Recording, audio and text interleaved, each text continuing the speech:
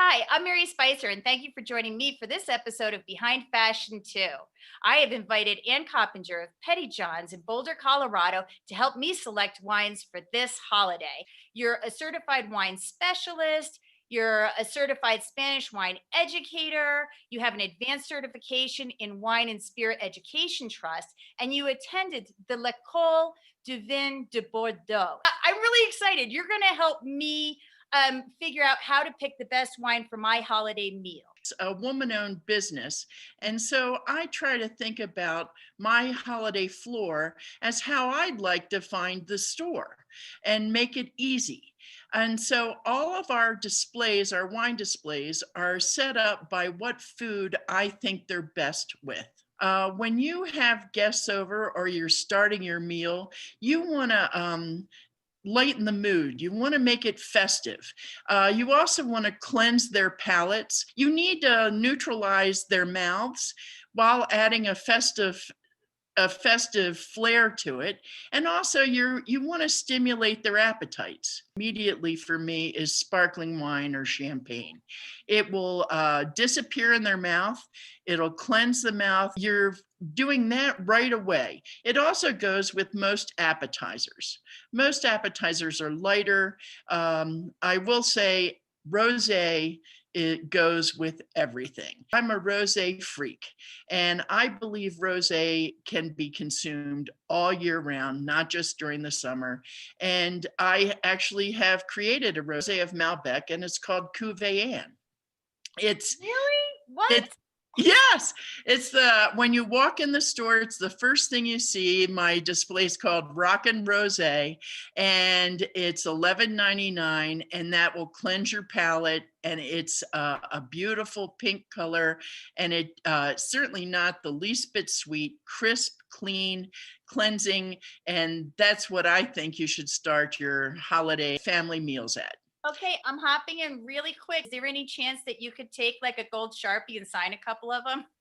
Oh yeah, I actually have those pens. So yeah, made it to celebrate our 50th anniversary. That's the first thing I would start with. Then my other displays are turkey, ham, beef, pork, and lamb.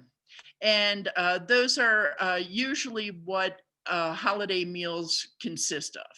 And what you have to think about also is what you're having with it.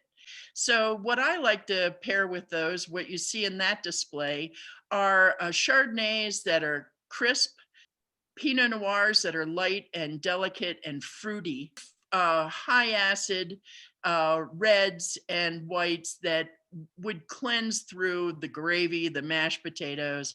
One thing that I have there is a Morgan, a Cru Beaujolais, which is the Gamay grape with some acid, but you don't want tannins. Tannins are those things that dry out your jaw here. They would beat up the turkey and everything, and also compete with the gravy and the mashed potatoes. It would not be balanced. Same holds true for pork, most pork. If you're cooking pork quickly, like pork chops or tenderloin, you're looking for whites or light reds. And when you have fatty meats, you need to go for something that's going to cut through that. If you think about where your recipe's coming from, for instance, the Rhone region of France, they do a lot of that slow cooking of pork.